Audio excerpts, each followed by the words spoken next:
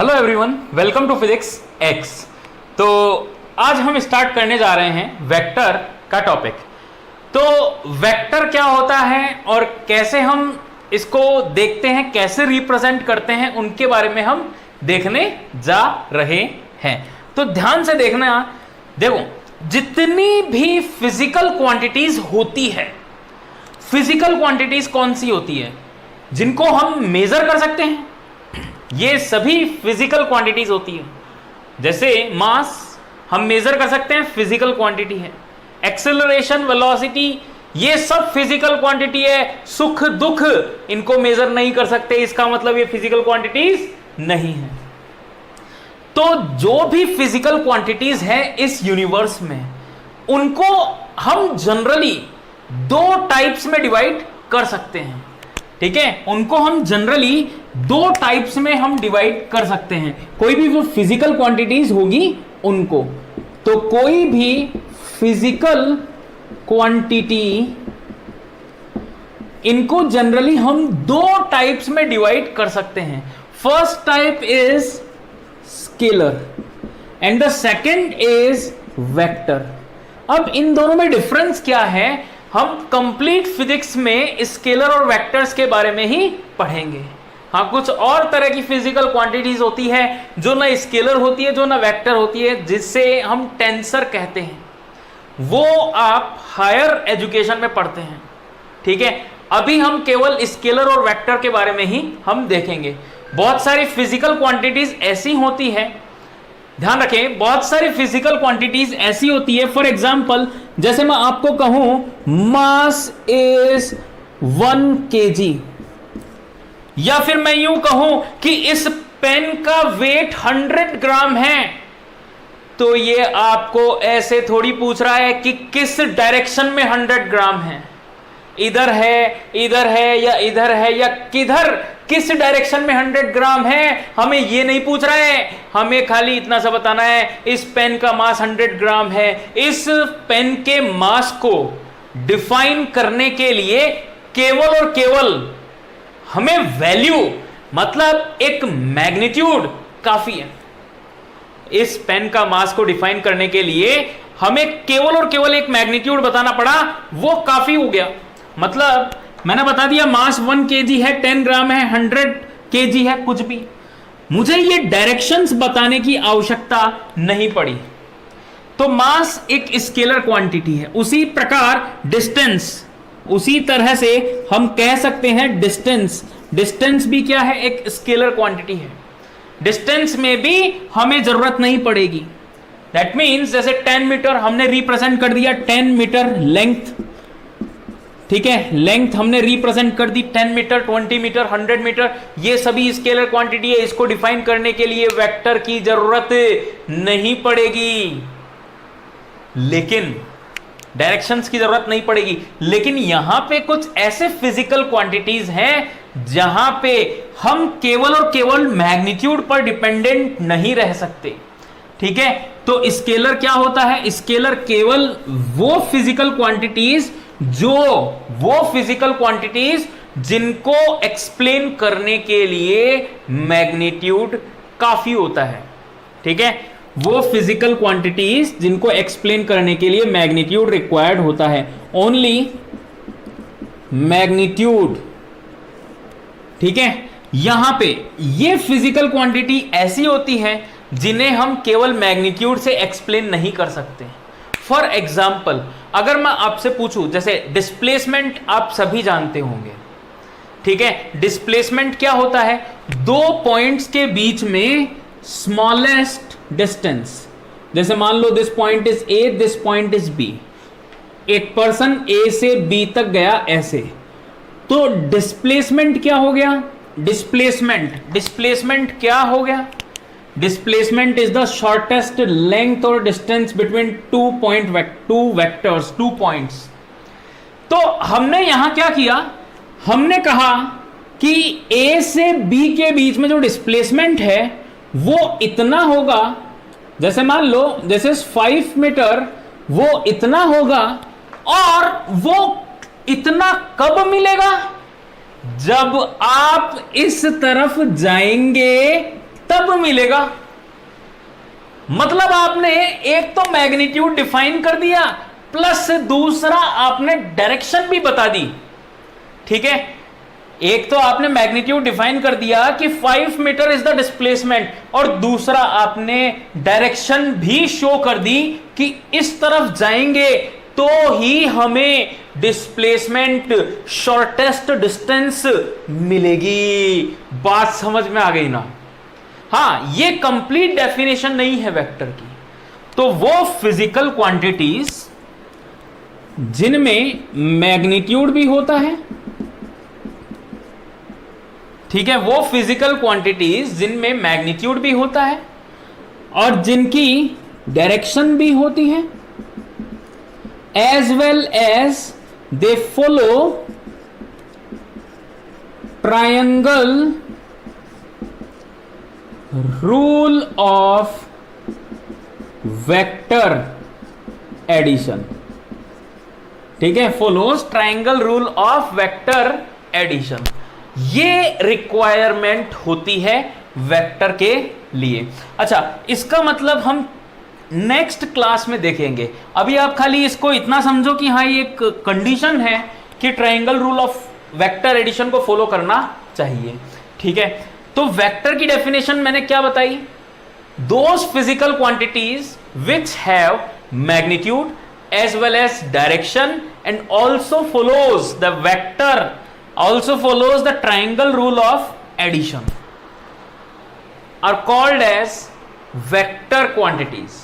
ठीक है, तो दो तरह की कैटेगरीज को हमने यहां पे ब्रॉडली स्पेसिफाइड किया। First is scalar, second one is vector. Vector और स्केलर। स्केलर क्या हुआ, वापस से सुन लो एक बार। स्केलर का मतलब क्या हुआ? Those physical quantities which are explained only by magnitude, which can be explained only by magnitude, and those physical quantities which have magnitude as well as direction and also follows the triangle rule of vector addition are called as vector। अब अगर मैं इनके examples लिखना चाहूं तो देखो, इसका example बहुत सारे हैं। मास, डिस्टेंस, ये इनके बहुत सारे एग्जाम्पल्स हैं। स्केलर क्वांटिटी, लेंथ, ठीक है, इस तरह से हम स्केलर क्वांटिटीज को बहुत सारे एग्जाम्पल से रिप्रेजेंट कर सकते हैं। इसी तरह वेक्टर क्वांटिटीज की अगर मैं एग्जाम्पल लिखने जाऊं तो डिस्प्लेसमेंट, ठीक है, डिस्प्लेसमेंट हो गया, वेलोसिटी हो गया, फोर्स हो गया, मोमेंटम हो गया। मतलब समझ रहे हैं आप?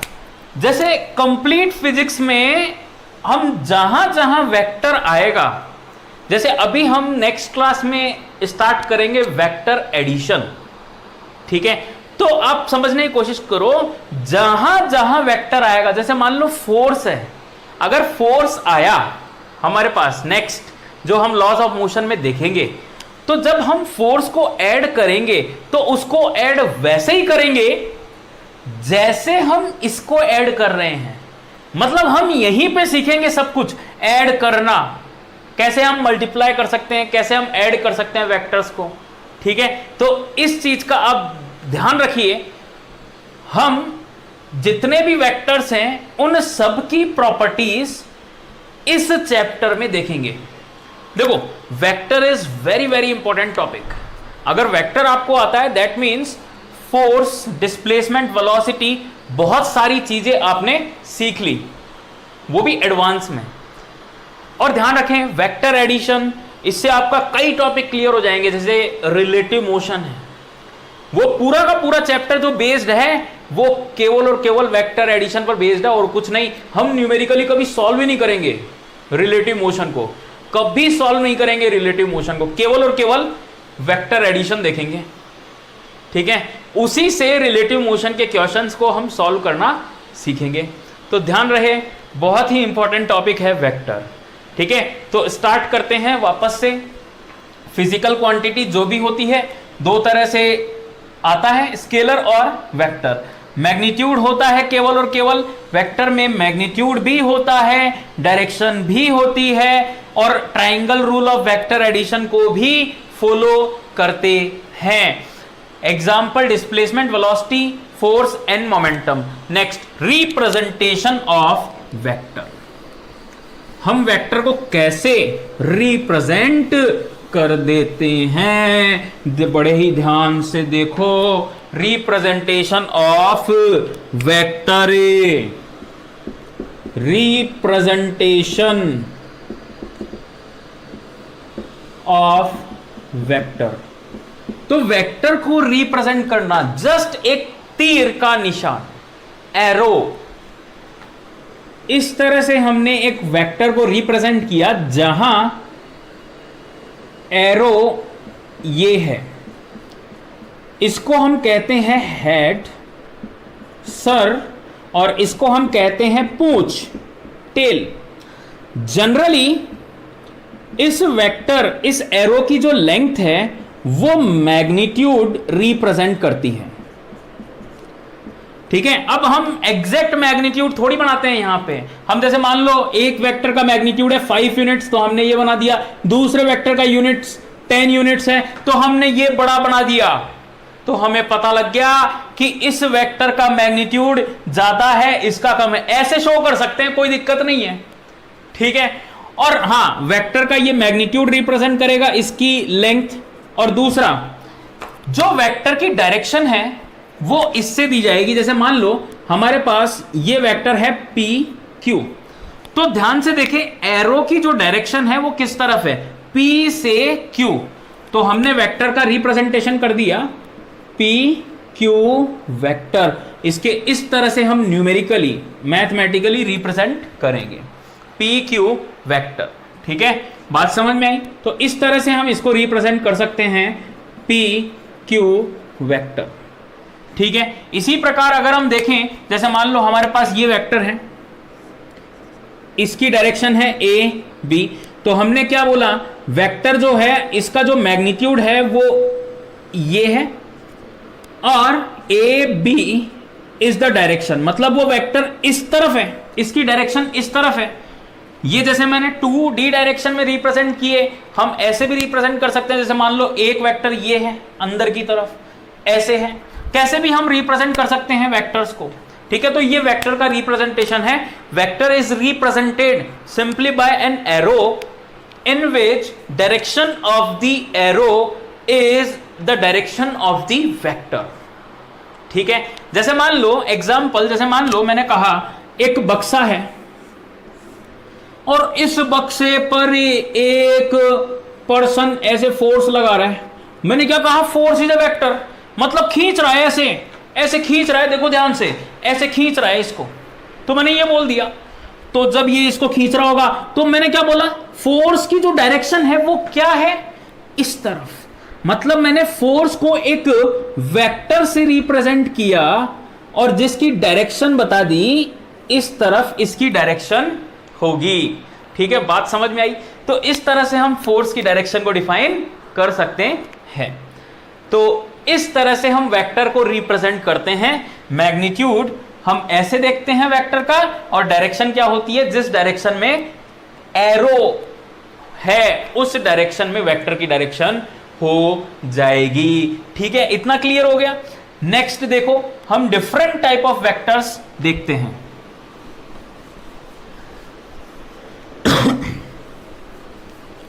Different type of vectors. ठीक है, different types of vector, different types of vector. थोड़ा इसको देखें, डिफरेंट टाइप्स ऑफ वेक्टर मतलब वेक्टर कितने तरह से हम रिप्रेजेंट, कितने तरह के हो सकते हैं। तो देखो, first vector equal vector. Equal vector क्या होते हैं? इक्वल वेक्टर, देखो मैंने क्या बोला, वेक्टर है यहां पे, इक्वल वेक्टर क्या होगा, और ये क्या है, वेक्टर। वेक्टर मतलब magnitude as well as direction. ठीक है, तो इक्वल वेक्टर का मतलब क्या हो गया, इक्वल वेक्टर का मतलब हो गया when magnitude as well as direction of the two vectors are same, then these two vector will be set to equal vectors. ठीक है, मैंने क्या कहा, when magnitude as well as direction. For example, जैसे मेरे पास ये जो है एक वेक्टर दिया हुआ है मुझे इस तरह से,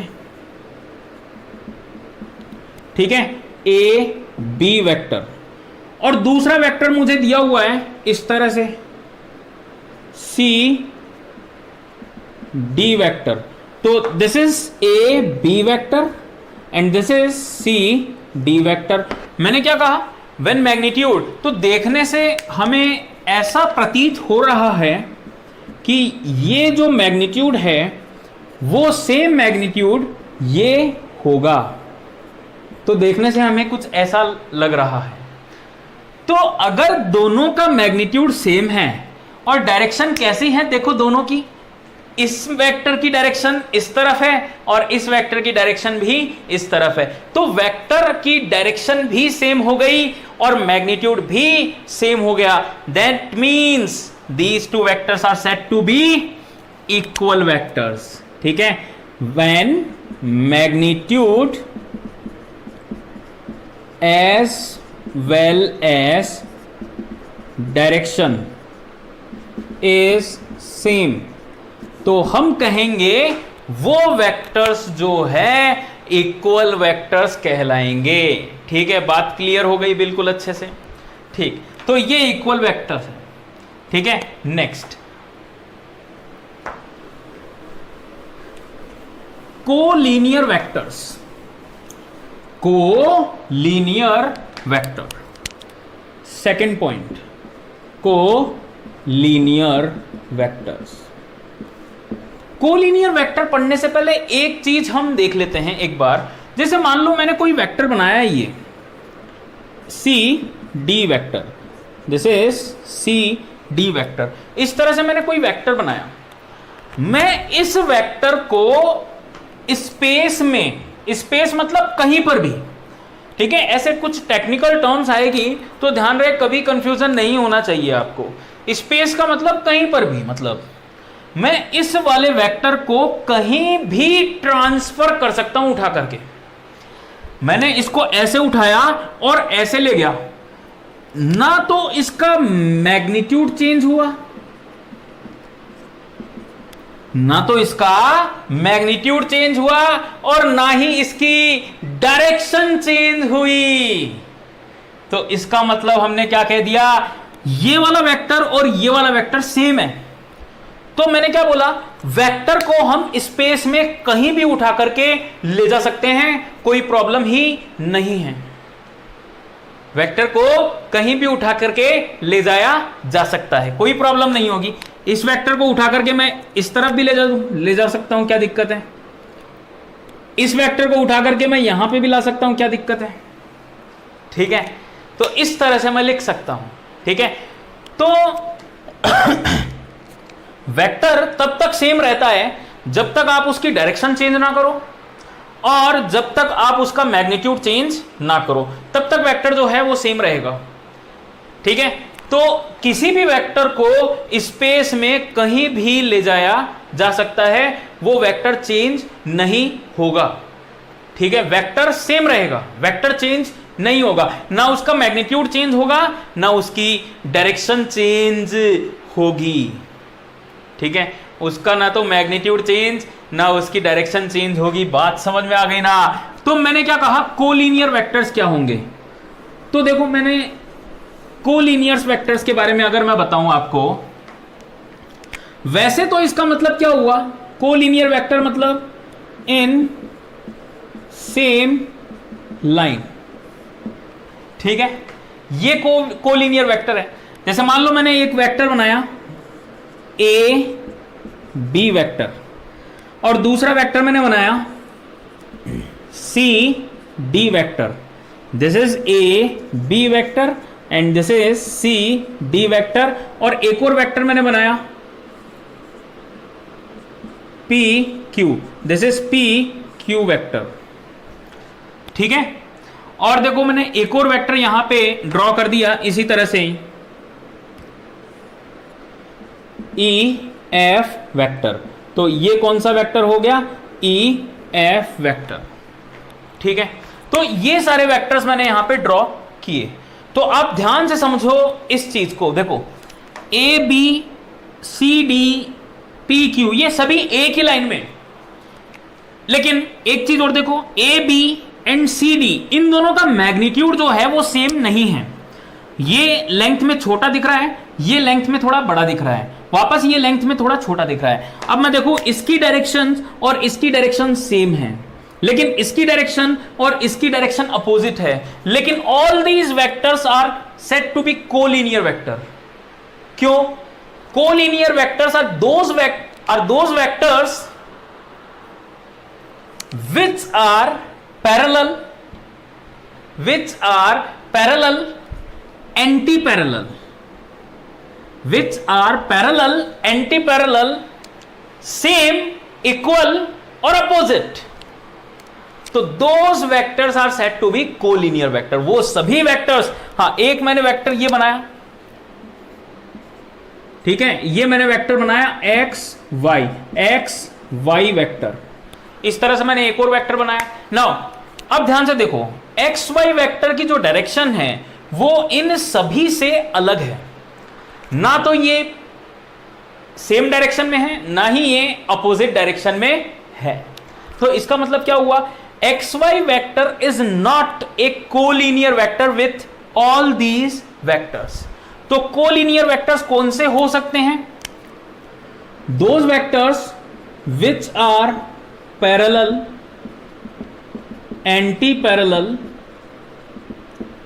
ठीक है, चाहे मैग्नीट्यूड सेम हो या ना हो। ठीक है, मैग्नीट्यूड इज सेम और not does not depend, magnitude same और डिफरेंट डिपेंड नहीं करेगा। मैग्नीट्यूड चाहे सेम हो चाहे डिफरेंट हो, इस बात पे कोई डिपेंड नहीं करेगा। These vectors are said to be parallel। Conditions क्या है ध्यान से सुनो। पैरेलल कोलिनियर वेक्टर्स क्या हो गए? When, तो जब वो सेम लाइन में हो, सेम लाइन मतलब parallel anti parallel vectors are said to be collinear vectors. वो डिपेंड नहीं करेगा इस बात पे कि उसका मैग्नीट्यूड सेम है या डिफरेंट है। ठीक है, बात समझ में आई? तो अभी जो हमने पिछला वाला पढ़ा था क्या था? कौन सा था? Equal vector. तो इक्वल वेक्टर्स को भी मैं जनरली कोलिनियर वेक्टर्स या फिर पैरेलल वेक्टर्स बोल सकता हूं। ठीक है, तो इस तरह से आया। नेक्स्ट देखो, तो ये था कोलिनियर वेक्टर। अब हम पैरेलल वेक्टर देख लेते हैं। पैरेलल वेक्टर्स,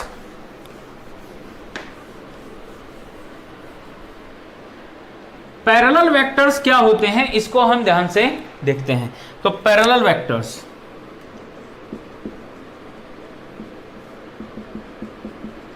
वापस से मैं कुछ डायग्राम्स आपको ड्रॉ करके बता रहा हूं। जैसे मैंने बोला A B C D E F, ध्यान से देखो ये दोनों कोलिनियर है। इस वेक्टर को उठा करके मैं यहां पर ले आया तो ये वेक्टर बना वापस से ई एफ, शिफ्टेड। ठीक है, इस तरह से बन गया। इसका और इसका मैग्नीट्यूड डिफरेंट है। Magnitude is different. तो जब मैग्नीट्यूड डिफरेंट है तो ऑफ कोर्स सी बात है ये वेक्टर्स इक्वल वेक्टर तो नहीं है। ये वेक्टर्स इक्वल वेक्टर्स तो बिल्कुल भी नहीं है। लेकिन मैं कह सकता हूं ये वेक्टर्स पैरेलल वेक्टर्स कहला सकते हैं। ये वेक्टर्स कैसे हैं? पैरेलल वेक्टर्स हम इनको बोल सकते हैं। ठीक है, बात समझ में आई? मतलब पैरेलल वेक्टर्स की अगर मैं डेफिनेशन बनाने जाऊं तो वो क्या होगी? पैरेलल वेक्टर्स की definition, parallel vectors are those vectors which have same directions and parallel to each other. मतलब मैं इसको भी पैरेलल बोल सकता हूं और इसको भी पैरेलल बोल सकता हूं। ठीक है, ऐसा बिल्कुल भी नहीं है कहीं आप सोचो कि सर पैरेलल का मतलब तो यही हो गया। नहीं भाई, मैंने एक चीज और बताई आपको, एक वेक्टर को हम दूसरी जगह शिफ्ट कर सकते हैं जब तक उसका मैग्नीट्यूड और डायरेक्शन चेंज नहीं होती। हाँ बिल्कुल आप सही सोच रहे हैं कि ये दोनों वेक्टर्स पैरेलल हैं, लेकिन इस वेक्टर को मैंने शिफ्ट कर दिया तो कोलिनियर हो गए, ठीक है। लेकिन फिर भी मैं कह सकता हूं कि these two vectors are parallel vectors, इस तरह से मैं कह सकता हूं, ठीक है। तो बात समझ में आई। Parallel vectors are those vectors which are parallel to each other, or we can say that when directions of the two vectors will be same, then those vectors are said to be parallel vectors. Magnitude may be same, may not be same, depend नहीं करता। जबकि equal vector जो होता है उसका magnitude same होना चाहिए, ठीक है। जबकि इक्वल वेक्टर जो होता है उसका मैग्नीट्यूड कैसा होना चाहिए, सेम होना चाहिए, ठीक है। बात समझ में आ गई, ठीक है। तो इस तरह से हमने बोला पैरेलल वेक्टर। इसी प्रकार एक और वेक्टर है anti parallel vector. Anti parallel vector ये क्या हो गया, व्हेन डायरेक्शन इज अपोजिट, ठीक है। एंटी पैरेलल वेक्टर क्या हो गया, व्हेन डायरेक्शन इज अपोजिट, ठीक है। तो हम कह सकते हैं vector is anti parallel. Magnitude चाहे सेम हो या ना हो हमें कुछ मतलब नहीं है, मैग्नीट्यूड सेम हो तो भी चलेगा, ना हो तो भी दौड़ेगा, कोई दिक्कत ही नहीं है, ठीक है। जैसे मान लो एक वेक्टर मैंने ड्रॉ किया ए बी वेक्टर, दूसरा वेक्टर मैंने ड्रॉ किया सी डी वेक्टर, तो A B vector this is C D vector, A B vector की डायरेक्शन इस तरफ है, सी डी वेक्टर की डायरेक्शन इस तरफ है, तो मैं कहूंगा ये दोनों वेक्टर्स कैसे हो गए, एंटी पैरेलल, ठीक है। अब मैंने क्या किया, इसको उठा करके यहां पे ले आया, ठीक है, सी डी वेक्टर्स, इसको उठा करके मैंने इस तरह से ले आया, तो मैंने क्या कहा इन दोनों वेक्टर्स को, these are anti parallel vectors, ठीक है, these are anti parallel vectors. तो बात समझ में आई। सबसे पहले मैंने डिफाइन किया collinear vectors. Collinear vectors are those vectors which lies in the same line, they may be parallel, anti parallel, equal, opposite. फिर बाद में मैंने आपको डिफाइन किया इक्वल वेक्टर क्या होता है, those vectors which have same magnitude as well as same directions are said to be equal vector. फिर मैंने आपको डिफाइन किया पैरेलल वेक्टर क्या होता है, those vectors which have same directions, magnitude may and may not be same, does not depend, are said to be parallel vector। फिर मैंने anti parallel vector define किया। एंटी पैरेलल वेक्टर क्या होता है, those vectors which are anti parallel, ठीक है, are said to be anti parallel vector. एक last type coplanar vector हम देखते हैं, coplanar vector, last type coplanar vector, ठीक है।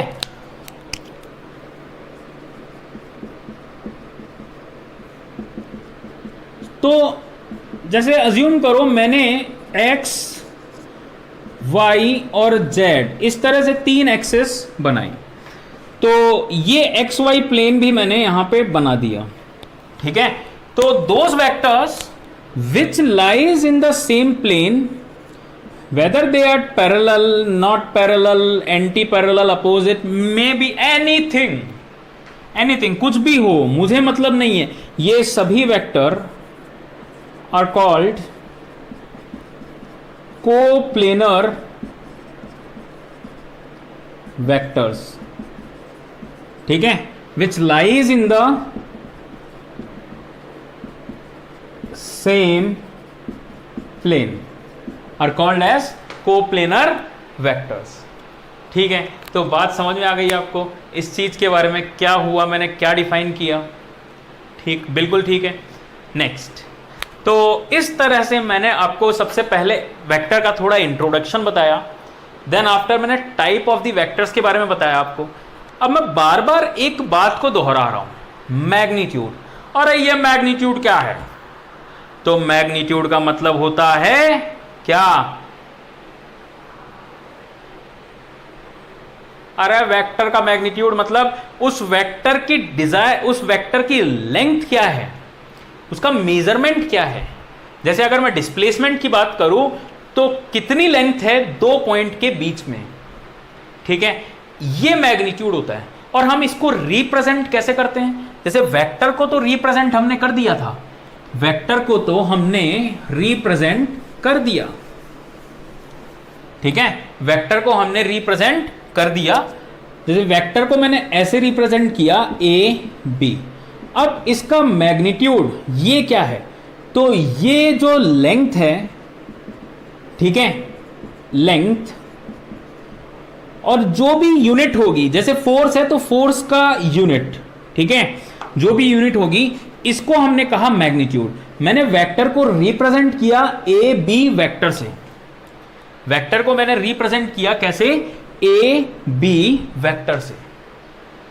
अब मैं इसका मैग्नीट्यूड बता रहा हूं आपको, तो मैग्नीट्यूड कैसे रिप्रेजेंट होगा, ऐसे होगा, ए बी, बंद कर दो दो डंडों के बीच में, ये वेक्टर का मैग्नीट्यूड ऐसे रिप्रेजेंट होगा, दो डंडों के बीच में बंद कर दो साफ साफ। तो इस तरह से हम बोल सकते हैं किसी भी वेक्टर का जो मैग्नीट्यूड है, जैसे मैंने सी डी वेक्टर लिखा, तो उसका मैग्नीट्यूड कैसे रिप्रेजेंट करूंगा मैं, ये हो गया। तो ये हो गया मैग्नीट्यूड। और मैग्नीट्यूड डायरेक्शन थोड़ी बताता है, मैग्नीट्यूड तो एक क्वांटिटी होता है, एक मेजरमेंट होता है। मैग्नीट्यूड क्या होता है, एक मेजरमेंट होता है, मैग्नीट्यूड डायरेक्शन नहीं बताएगा आपको, ठीक है। तो बात समझ में आई यहां तक। तो यहां वेक्टर होने की तीन कंडीशंस आपको बताई थी। पहली कंडीशन थी कि उसका मैग्नीट्यूड होता है, दूसरा उसकी डायरेक्शन होती है, एंड थर्ड वन वो triangle rule of vector addition को फॉलो करता है। एडिशन हम बाद में पढ़ेंगे, केवल हम हम केवल और केवल पोजीशन वेक्टर और यूनिट वेक्टर को डिफाइन करने के लिए थोड़ा सा triangular rule of vector addition हम देख रहे हैं। वेक्टर एडिशन मैं वापस बोल रहा हूं, हम नेक्स्ट क्लास में पढ़ेंगे, ठीक है। तो ध्यान से देखना मैं क्या बता रहा हूं आपको। सबसे पहले हम यहां पे देख रहे हैं क्या, triangular rule of vector addition. तो ये क्या होता है, triangular rule of vector addition. तो ध्यान से देखो ये चीज क्या कह सकते हैं, कैसे हम डिफाइन करते हैं। सोचो एक पर्सन जो है वो यहां से शुरू हुआ पॉइंट ए से और पॉइंट बी पर गया, कैसे चला, ऐसे चला, इस तरह से। What is the direction, towards A to B, ऐसे चला। और दूसरा, और वही पर्सन फिर बी से सी चला गया, यहां पे आ गया, बी से सी चला गया, वही सेम पर्सन यहां से यहां पे आ गया।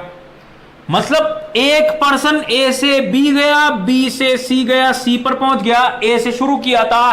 तो मैं डिस्प्लेसमेंट कैसे डिफाइन करूंगा, displacement is the shortest distance between two points. इतना हमें पता है डिस्प्लेसमेंट क्या होता है, displacement is the shortest distance और shortest length between two points. मतलब ए से सी ये डिस्प्लेसमेंट है अपना, ठीक है। तो देखो मैं क्या बोल सकता हूं, एक पर्सन यहां से यहां तक गया, यहां से यहां तक गया तो सी पर पहुंच गया, उससे बढ़िया वो यहां से ऐसे ही चला जाता ना। तो इन दोनों का एडिशन मैं बोल सकता हूं ये है, इन दोनों का, किन दोनों का, A B vector plus B C vector, इन दोनों का एडिशन ये कौन सा है, ए सी वेक्टर है, ये मैं कह सकता हूं। और यही triangular rule of vector addition होता है। तो बात समझ में आई, triangular rule of vector addition क्या होता है। मैंने क्या कहा triangle rule of vector addition में कि A B vector plus B C vector is equals to A C vector. इसका मतलब क्या हुआ, इन एनी ट्राइंगल, ये मैंने राइट एंगल जो ट्राइंगल बना दिया, इससे कोई लेना देना ही नहीं है, राइट एंगल हो चाहे कैसा ही हो, हमें कोई मतलब नहीं है। Triangular rule of vector addition में क्या होगा, ध्यान से सुन लीजिए। In any triangle, in any triangle addition of, vector addition of two continuous side, vector addition of two continuous side will be equal to third side। ठीक है, तो this is the triangular rule of vector addition. For example मैंने क्या कहा, in any triangle, for example जैसे मैंने कोई सा भी ट्राइंगल बना दिया, vector addition of A B C, vector addition of two continuous, continuous का मतलब ये तीर का निशान देखो सेम है, इधर ऐसे इधर ऐसे, ऐसे होता तो वो कंटिन्यूअस नहीं होता, अगर तीर का निशान ऐसे होता तो वो कंटिन्यूअस नहीं कहलाता। तो मैंने क्या कहा, A B vector plus B C vector is again, I can say that A C vector. In any triangle, कोई भी ट्राइंगल उठा लो, in any triangle the vector addition of two continuous sides will be equal to third side. वो two continuous sides मतलब, अब कई बार क्या होगा, डायग्राम में आ जाएगा। जैसे मान लो हमारे पास ये डायग्राम ही आ गया,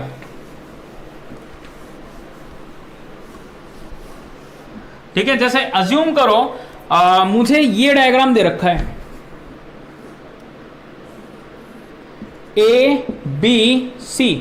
अब देखो कंटिन्यूअस, यहां पे कोई वेक्टर रिप्रेजेंटेशन नहीं है, तो इसका मतलब ये नहीं है कि मैं ट्राइंगुलर ऑफ वेक्टर एडिशन नहीं लगा सकता। मैं देखो साफ साफ लिख सकता हूं, A B vector plus B C vector is equals to A C vector. जब मैंने ए बी वेक्टर लिखा तो मैंने माना कि ये जो डायरेक्शन है इसकी, ये इस तरफ है, इस तरफ। जब मैंने बी से सी वेक्टर लिखा तो मैंने माना ये बी सी वेक्टर है, और जब मैंने ए सी वेक्टर लिखा तो मैंने माना ये है। इसी प्रकार मैं यहां पे क्या लिख सकता हूं, मैं बोल दूं A C vector plus C B vector is equals to A B vector. ध्यान से देखो, there are two continuous side मैंने अज्यूम कर ली, A C plus C B. C B vector का मतलब सी से बी की ओर इसकी डायरेक्शन है, C B vector is equals to A to B vector, इस तरह से। तो इस तरह से मैं triangle rule of vector addition apply कर सकता हूं। बात समझ में आई ना? ठीक, तो triangular rule of vector addition का मतलब क्या हो गया, हम कह सकते हैं कि in any triangle, in any triangle addition, summation of two continuous vector is equal to third side of the triangle. अब देखो ये मैं कहां यूज लेता हूं, पोजीशन वेक्टर में, और हम यूनिट वेक्टर को कैसे डिफाइन करते हैं। ठीक है, तो पोजीशन वेक्टर और यूनिट वेक्टर को हम कैसे डिफाइन करते हैं, बड़े ही ध्यान से इसको समझना है। वापस समझोगे थोड़ा सा? तो मैंने क्या कहा, triangular rule of vector addition का मतलब क्या हुआ, in any triangle continuous sides का addition, vector addition will be equal to third side of the triangle. तो इस तरह से हमने वेक्टर एडिशन को डिफाइन किया। अब कितने भी एग्जांपल देख सकते हैं, उससे फर्क नहीं पड़ता है। जैसे मैंने यहां पे वापस से बताया, ए बी वेक्टर और बी सी वेक्टर ये कंटिन्यूअस साइड्स हो गई, इन दोनों का एडिशन इसके बराबर हो गया। जैसे मान लो मैं ये दो कंटिन्यूअस साइड्स ले लूं तो इन दोनों का एडिशन ये हो गया। तो इस तरह से मैं डिफाइन कर सकता हूं। ठीक है, next very important, unit vector. अब देखो मैंने केवल और केवल इसको डिफाइन किया है ताकि मैं आपको पोजीशन वेक्टर समझा सकूं, क्योंकि from the very first chapter position vector हमारे काम आने वाला है। ठीक है, तो हम लिख सकते हैं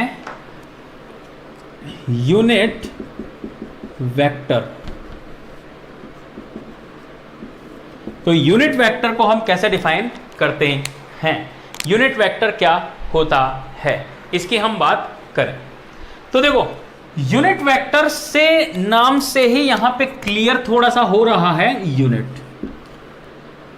वह वेक्टर जिसका मैग्नीट्यूड 1 हो, यूनिट हो, इज कॉल्ड यूनिट वेक्टर। वह वेक्टर कौन सा? वह वेक्टर जिसका मैग्नीट्यूड यूनिट हो।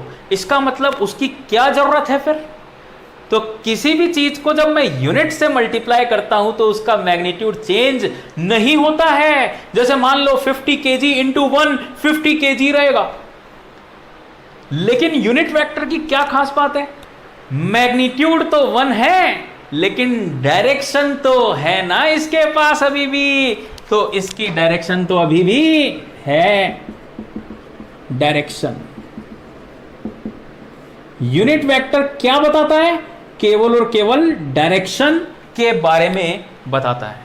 Gives information about direction, gives information about direction. तो यूनिट वेक्टर हमेशा क्या बताता है? वो बताता है केवल और केवल डायरेक्शन की इंफॉर्मेशन बताता है। ठीक है, तो बात समझ में आई आपको? मैंने क्या कहा? यूनिट वेक्टर जो है वो केवल और केवल डायरेक्शन के बारे में इंफॉर्मेशन हमें देगा। उसका मैग्नीट्यूड कितना होगा? यूनिट होगा। उसका मैग्नीट्यूड कितना आएगा? यूनिट मैग्नीट्यूड आएगा। केवल और केवल वो डायरेक्शन बताएगा। ठीक है, तो इसको हम रिप्रेजेंट कैसे करते हैं? फॉर एग्जाम्पल, इसको मैं कैसे कैलकुलेट करूंगा? सोचो, मेरे पास एक वेक्टर है ए बी, और मैंने इसको डिफाइन किया ए बी वेक्टर। ठीक है, सोचो मेरे पास एक वेक्टर है ए बी, तो मैंने क्या किया? मैंने ये किया, जैसे मान लो इसका मैग्नीट्यूड 5 यूनिट्स है। Just assume magnitude is 5 units, तो 5 यूनिट्स के इक्वल पार्ट्स में मैंने डिवाइड कर दिया इस तरह से। 5 इक्वल पार्ट्स में मैंने इसको डिवाइड कर दिया। ठीक है, 1 2 3 4, इस तरह से मैंने 5 इक्वल पार्ट्स में डिवाइड कर दिया। तो सोचो ये जो वेक्टर है इसका मैग्नीट्यूड 1 कब आएगा? जब मैं डिवाइड कर दूंगा 5 से। इसका मैग्नीट्यूड 1 कब आएगा? जब मैं इसको 5 से डिवाइड कर दूंगा, तभी तो 1 आएगा ना इसका मैग्नीट्यूड। ये मैंने किया। तो मैंने क्या किया? यूनिट वेक्टर प्राप्त करने के लिए वेक्टर के मैग्नीट्यूड से डिवाइड कर दिया। ये मैंने किया। मैंने क्या किया? मैंने वेक्टर के मैग्नीट्यूड से डिवाइड कर दिया। और लास्ट क्लास में मैंने आपको बताया था कि मैग्नीट्यूड कैसे रिप्रेजेंट करते हैं वेक्टर का। ऐसे, this is the magnitude, A B vector का मैग्नीट्यूड। तो what is the unit vector? This is the unit vector. तो ये क्या हो गया? हम इसको क्या कहेंगे? Unit vector in the direction of A B vector.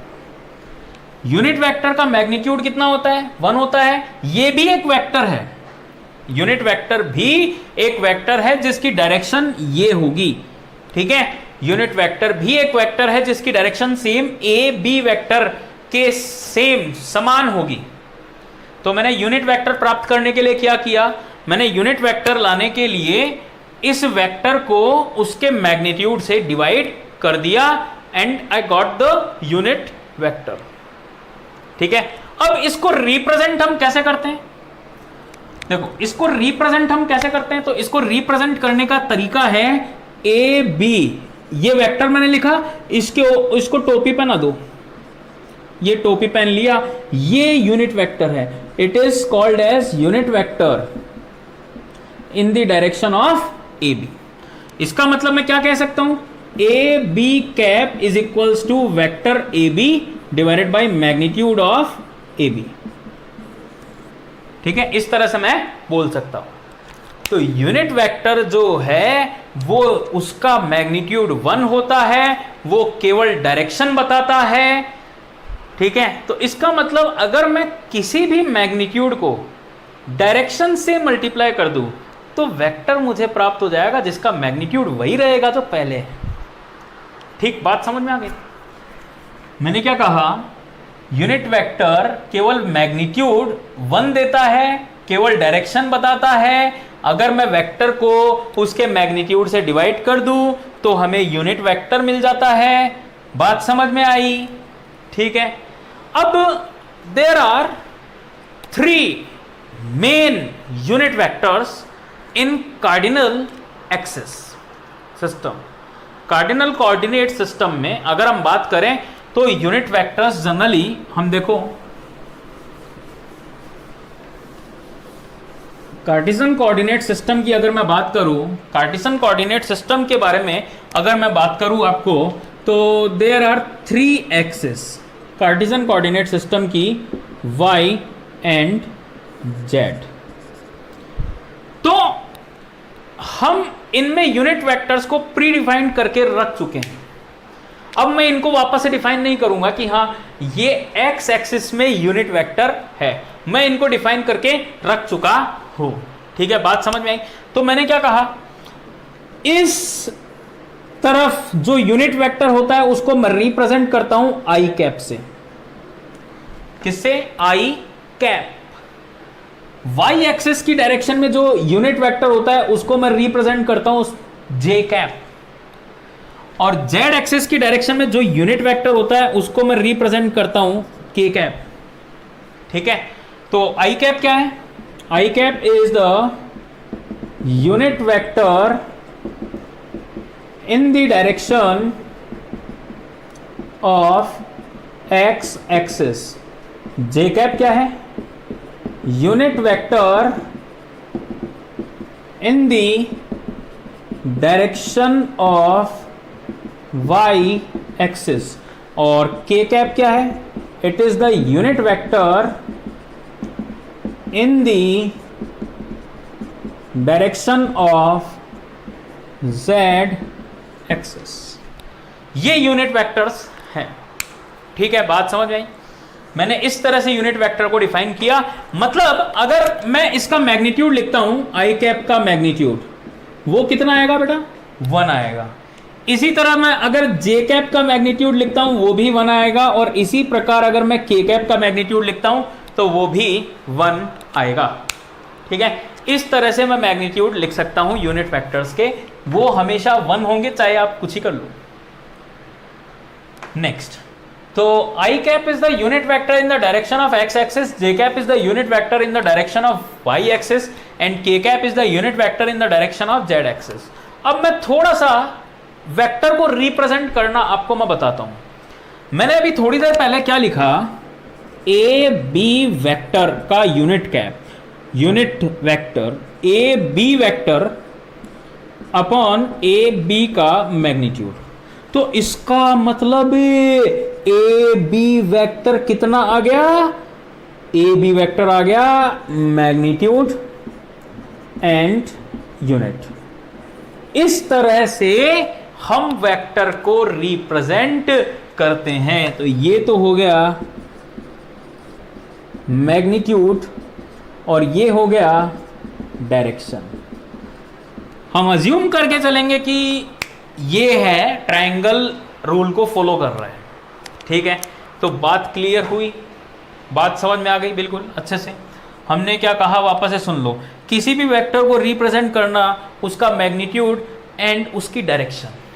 Magnitude को मैंने लिख दिया ए बी वेक्टर की 2 डंडियों के बीच में बांध दिया और इसके सर पे टोपी लगा दी। इस तरह से मैं रिप्रेजेंट कर सकता हूं। ठीक है, तो इस तरह से वेक्टर का रिप्रेजेंटेशन होता है। अब एक चीज और ध्यान से सुनो,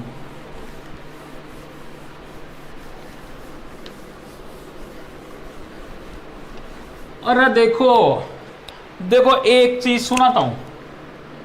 ए बी वेक्टर को मैंने लिखा ए बी का मैग्नीट्यूड एंड ए बी की डायरेक्शन।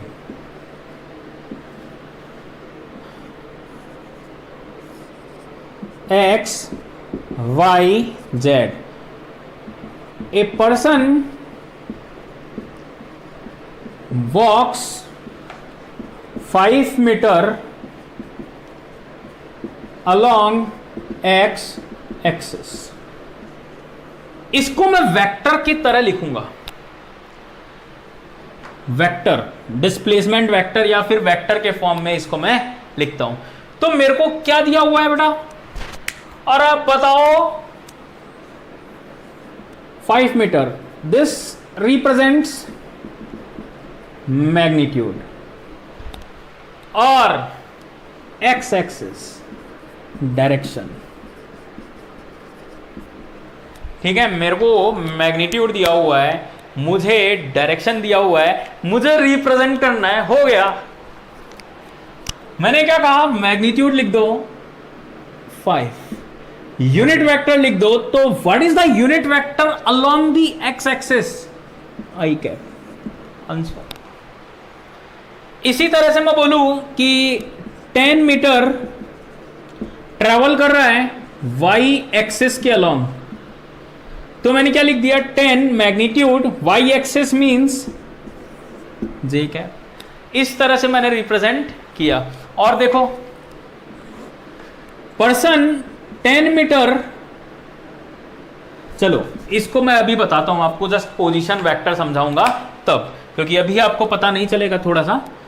ठीक है, तो इस तरह से मैं वेक्टर को रिप्रेजेंट कर सकता हूं। तो ये था यूनिट वेक्टर के बारे में। ठीक है, तो ये था बहुत ही basic but effective unit vector के बारे में। ठीक है, तो बड़े ही ध्यान से देखिएगा, नेक्स्ट मैं आपको बता रहा हूं। अब हम अगर हम मैथमेटिकली पोर्शन देखें वेक्टर का, तो वो यहां से शुरू हो रहा है।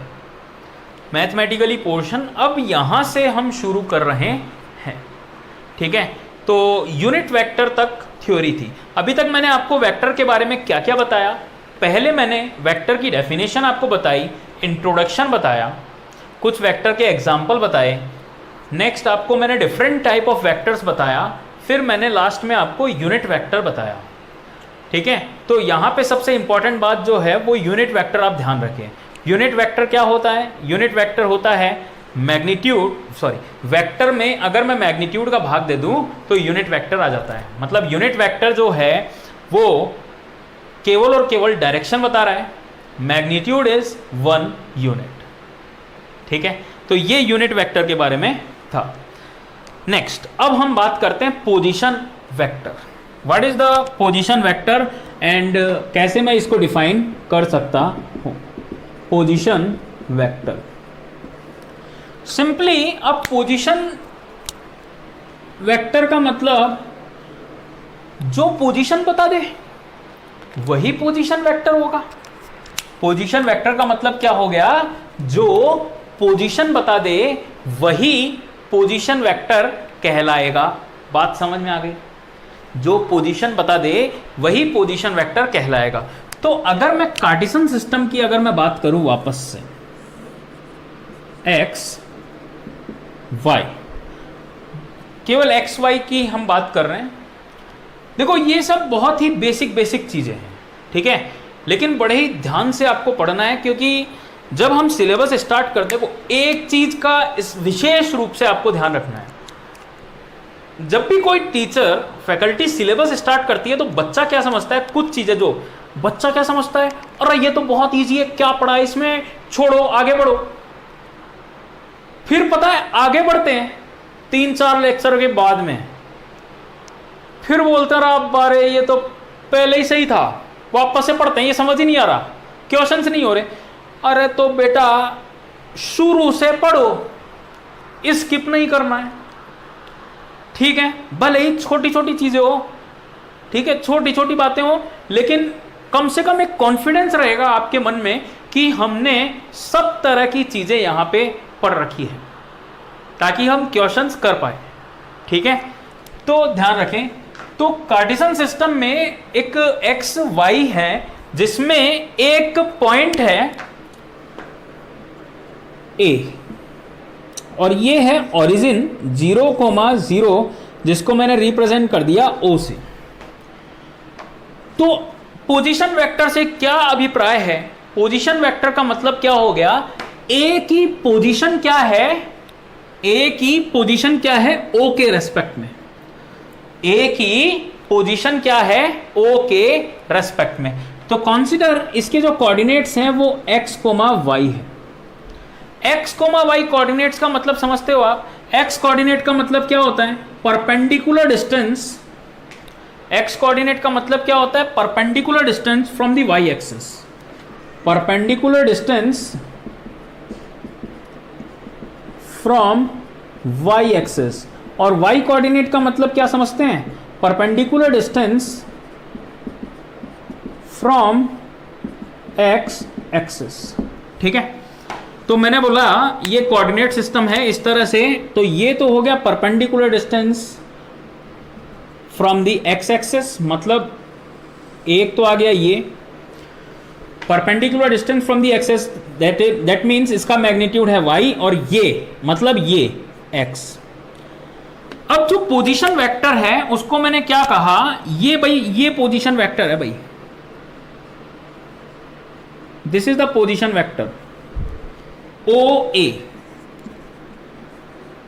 That means position of A with respect to O। ठीक है, position of A with respect to O, इस तरह से मैं इसको लिख सकता हूं। तो देखो triangle rule of vector addition sorry इसको मैं ऑलरेडी लिख चुका हूं, इसको मैं कोई दूसरा नाम दे देता हूं, इसको मैंने लिखा P। तो मैंने अभी थोड़ी देर पहले आपको बताया था triangle rule of vector addition, OA vector को मैं क्या लिख सकता हूं? OA vector can be written as OP vector plus PA vector. सही है, इस तरह से मैं लिख सकता हूं। और ये क्या है बेटा? OP vector. याद करो कि अभी थोड़ी देर पहले वेक्टर का रिप्रेजेंटेशन, उसका मैग्नीट्यूड इनटू यूनिट वेक्टर। तो OP वेक्टर को मैं ऐसे लिख सकता हूं, OP का magnitude into unit vector plus PA का मैग्नीट्यूड इनटू यूनिट वेक्टर। ठीक है, तो हमने इसको कैसे डिफाइन किया? देखो बड़े ही ध्यान से, मैं इसको कैसे डिफाइन कर रहा हूं।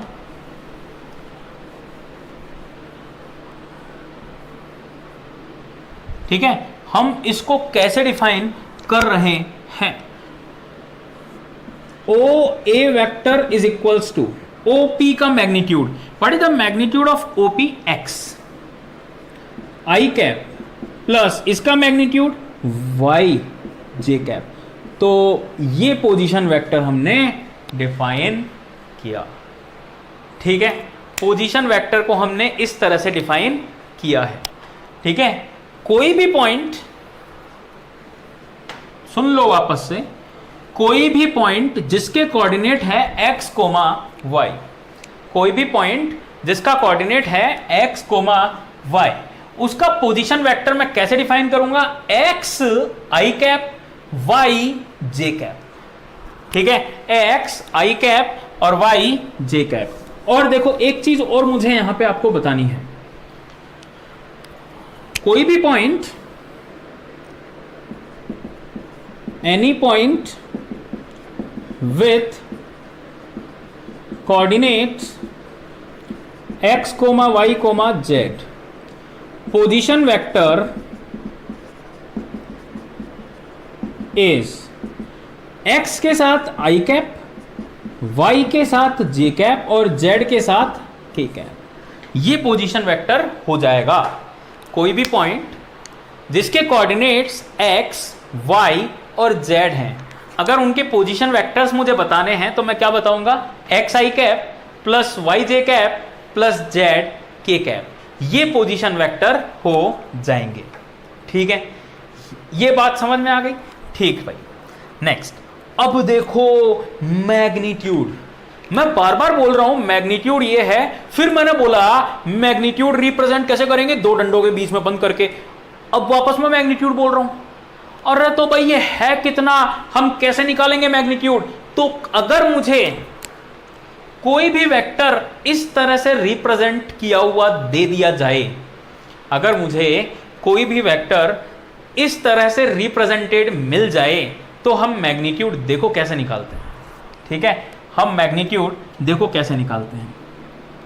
ये तो मैं मिटा रहा हूं, ये काम का है ना, ये मैं मिटाना नहीं है, देखो काम आएगा अभी।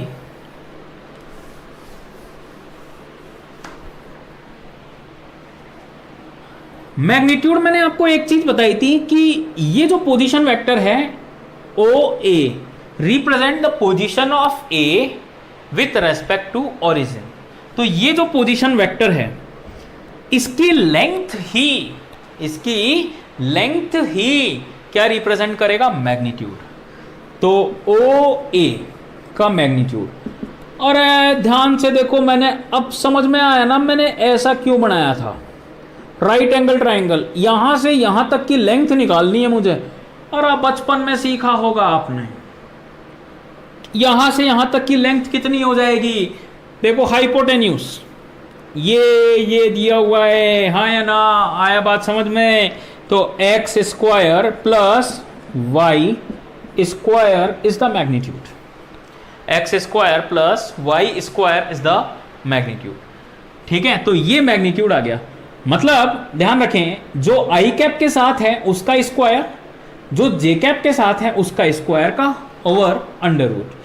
मान लो पॉइंट P के x, y, z कोऑर्डिनेट्स हैं, तो what is the position vector, position vector is x i cap, y j cap, z k cap, and what is the magnitude. और अब भाई कितना हो जाएगा, मैग्नीट्यूड हो जाएगा आई कैप के साथ जो है उसका square plus y square plus z square का अंडर रूट, ये हो जाएगा। ठीक है, तो बात समझ में आ गई आप सभी के ये चीज। तो हम इस तरह से सॉल्व कर सकते हैं। अगर मैं एग्जांपल आपको बताऊं, जैसे अभी और बताऊंगा, देखो पोजीशन वेक्टर के बारे में हम शॉर्ट में नहीं पढ़ेंगे, हम डिटेल में पढ़ेंगे, जैसा कि क्लासरूम प्रोग्राम चलता है, बिल्कुल डिटेल में। ठीक है, ध्यान रखें, हमारा कोर्स जो प्रोग्राम है बहुत ही अच्छा प्रोग्राम है, यूनिक प्रोग्राम है, बिकॉज आप स्टडी देख रहे होंगे, हम हर चीज को डिटेल में एक्सप्लेन करने जाएंगे, आपके हर एक कॉन्सेप्ट को स्ट्रॉन्ग हम बनाएंगे, जैसा कि हमने आपसे वादा किया था। For example, coordinate P is given as 1, 2, -1. Find position vector. Also find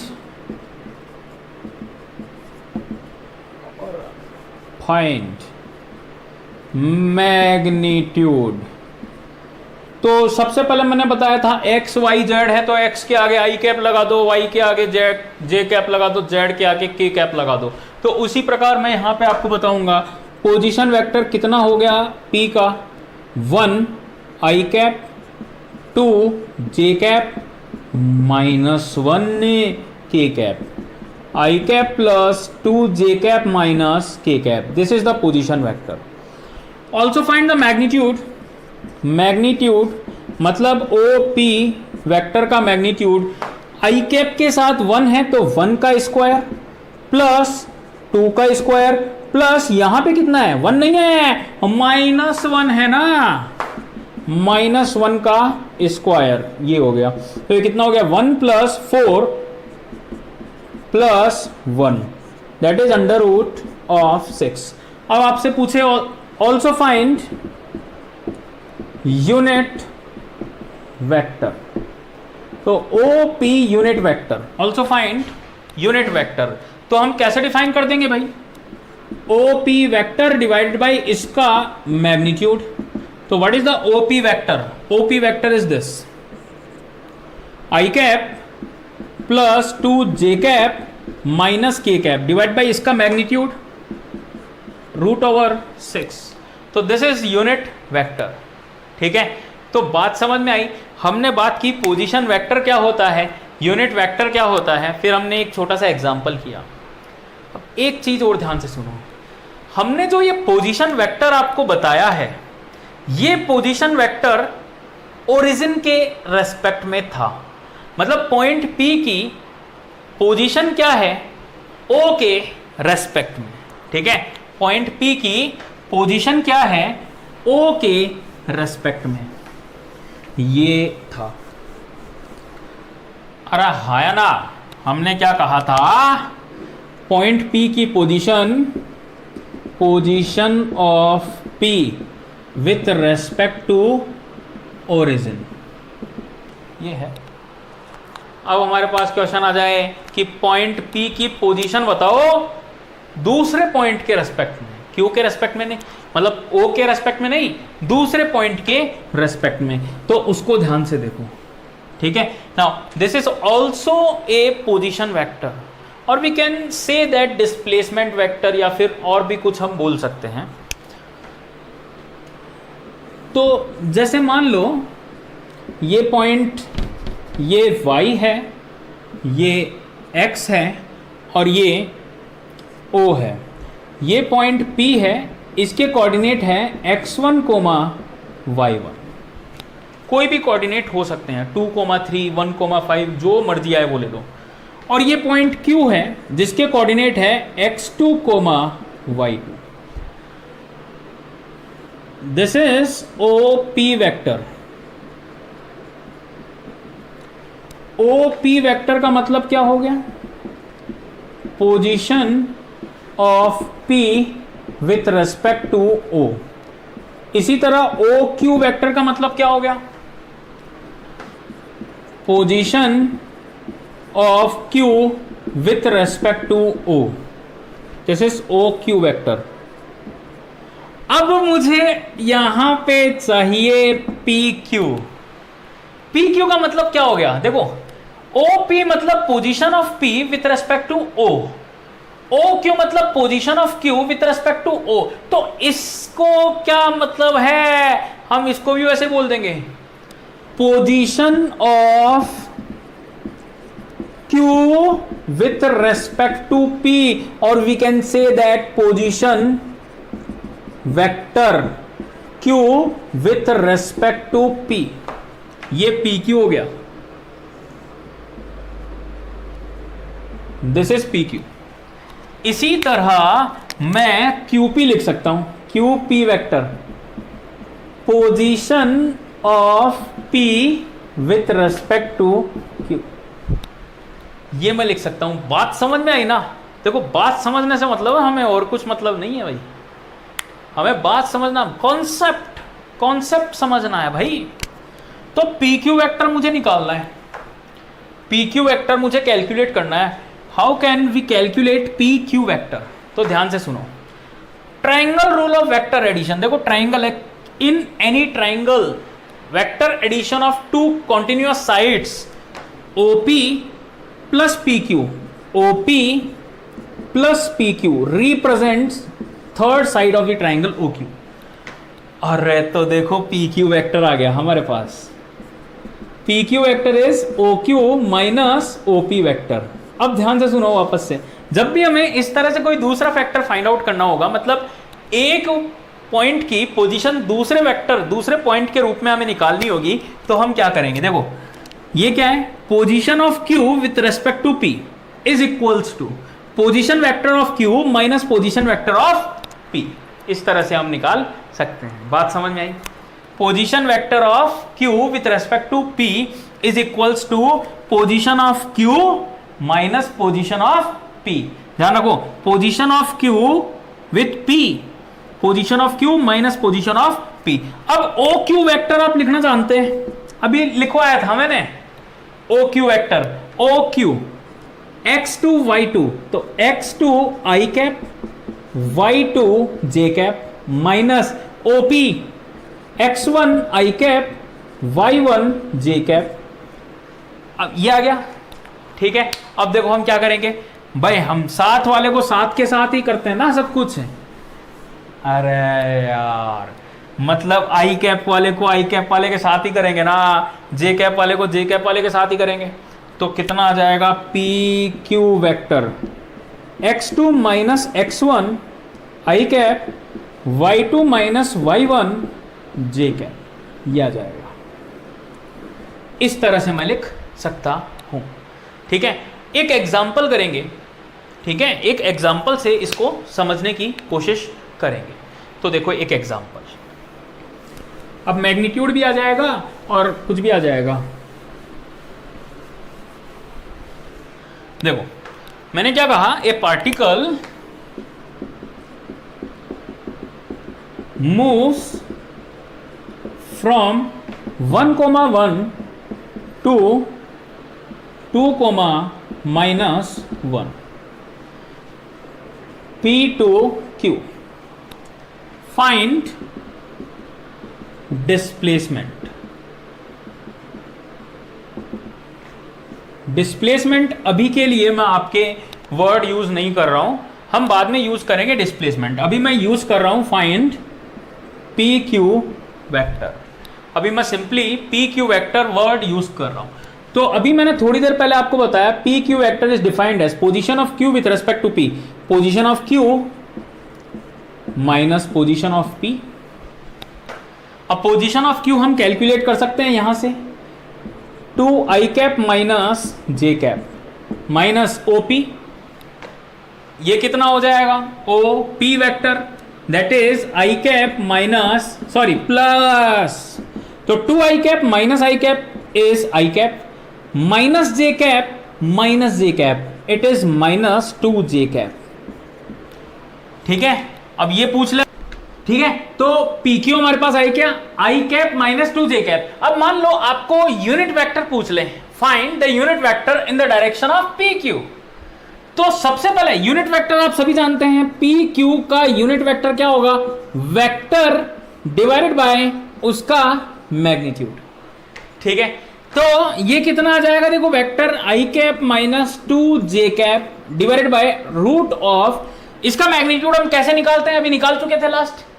i cap का 1 है मल्टीप्लीकेशन इसमें यहां पे, तो 1 का स्क्वायर प्लस माइनस 2 का स्क्वायर, तो ये कितना आएगा i cap minus 2j cap upon under root 5, तो ये इसका यूनिट वेक्टर आ गया। ठीक है, तो बात समझ में आई मैंने आपको क्या बताया। तो हम कैसे सॉल्व कर सकते हैं इन सबको और कैसे हमारे आंसर यहां पे आएंगे। एक क्वेश्चन और आप देख लीजिए ताकि हमारा ये जो प्रैक्टिस है वो कंप्लीट हो जाए। तो जैसे एक क्वेश्चन सिमिलर वे में क्या है, क्वेश्चन ध्यान से देखिए, ए particle moves from point P, या point P is given -1, 0, 1 two point Q is given 2, 1, -1, find position of Q with respect to P। वापस आपसे क्या पूछ रहा है, पी क्यू वेक्टर पूछ रहा है, वापस आपसे यहां क्या पूछ रहा है, पी क्यू वेक्टर ये आपसे पूछ रहा है, position of Q with respect to P. अगर यहां पे आपको position of P with respect to Q कहे तो आप क्या बोलेंगे, क्यू पी वेक्टर कहेंगे। ठीक है, तो बात समझ में आई, इस तरह से हम कैलकुलेट कर पाते हैं ये। तो देखिए, तो हमें कैलकुलेट करना है position of Q with respect to P, position of Q with respect to P, तो ये कितना आ जाएगा, P Q vector will be equal to O Q minus O P, और what is the value of O Q, 2i cap plus j cap minus k cap, ये चीज मैंने आपको बताई थी, minus what is the value of O P vector, it will be minus i cap plus 0 j cap plus k cap. अब इसको वापस से कंप्लीटली हम सॉल्व करेंगे, तो 2i cap plus i cap becomes 3i cap plus j cap, और यहां 0 है तो j cap minus k cap, this becomes minus of 2k cap. ये हमारे पास आंसर आ गया। ठीक है, तो इस तरह से हम कैलकुलेट कर पाएंगे कि कोई भी पॉइंट का पोजीशन क्या है, और इस तरह से हम पोजीशन वेक्टर कैलकुलेट कर सकते हैं। अगर आपसे मैग्नीट्यूड पूछें तो आप मैग्नीट्यूड भी कैलकुलेट कर सकते हैं। पी क्यू वेक्टर का मैग्नीट्यूड क्या हो जाएगा, 3 का स्क्वायर प्लस 1 का स्क्वायर प्लस -2 का square, it becomes root over 9 plus 1 plus 4, that means under root 14. ये इसका मैग्नीट्यूड आ गया। ठीक है, तो इस तरह से हम कैलकुलेट कर सकते हैं। तो आज की क्लास में हमने देखा कि हम पोजीशन वेक्टर कैसे कैलकुलेट करते हैं, यूनिट वेक्टर कैसे कैलकुलेट करते हैं, पोजीशन वेक्टर को हम कैसे डिफाइन करते हैं, यूनिट वेक्टर को हम कैसे डिफाइन करते हैं, और triangle rule of vector addition क्या होता है, हम कैसे अप्लाई कर सकते हैं। ठीक है, तो बड़े ही ध्यान से पढ़ना आज की क्लास को। आज की क्लास से आपको ये सब चीजें पता चलेगी, बेसिक्स ऑफ द वेक्टर। तो नेक्स्ट क्लास में हम मूव करेंगे वेक्टर एडिशन पर। ठीक है, नेक्स्ट क्लास में हम पढ़ेंगे वेक्टर एडिशन के बारे में। ठीक है, तो थैंक यू वेरी मच।